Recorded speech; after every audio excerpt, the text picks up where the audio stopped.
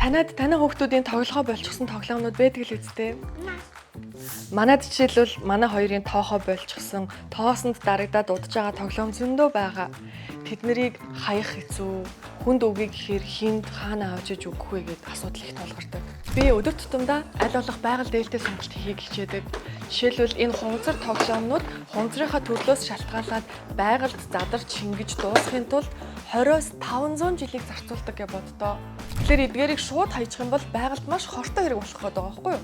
Тэгэхээр эдгээрийг яаж арай ээлтэйгээр дараагийн хүүхдэд ч гэсэн ашигтайгаар тоглоомыг дамжуулах вэ гэдэг шийдэл хайж байгаад Store for Good компанид ажлын тухай олж мэдсэн юм. Миний зүгээс өөрийнхөө хэрэгжүүлдэг байгальд ээлтэй 3 бяцхан зөвлөмжийг хүргэж байна. Нэгдүгээрт би дандаа хүүхдийнхаа хувцас, тоглоом, гадуур хувцас, гутал, жижиг хэрэглэх гэх мэт зүйлсийг найзуудтайгаа гэр бүл хамаатан садныхантайгаа хувааж хэрэглэдэг. Яагаад гэвэл хүүхдийн зүйлсийг recycle хийх хугацаа нь илүү богинохон байдаг. Хоёрдугаар гялгарууд баг хэрэглэхээ болчихсон байгаа.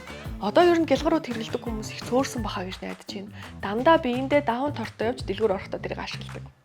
Гуравдугаарт гэртээ эд зүйлс худалдаж авахдаа илүү байгалийн материалтай дараа нь байгальд хурдан шингээж болох үз модон тиймэрхүү зүйлсийг худалдаж авахыг хичээдэг хувцар бол биш.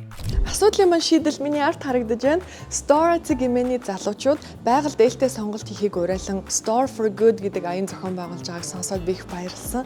Тэгээ хүүхдүүдийнхаа тоохоо болчихсон тоглоомнуудыг энд аваад ирчихсэн байгаа. Одоо бүгдээрээ энэ тоглоомнуудад дараагийнх нь эзнийг олж өгцгөөе.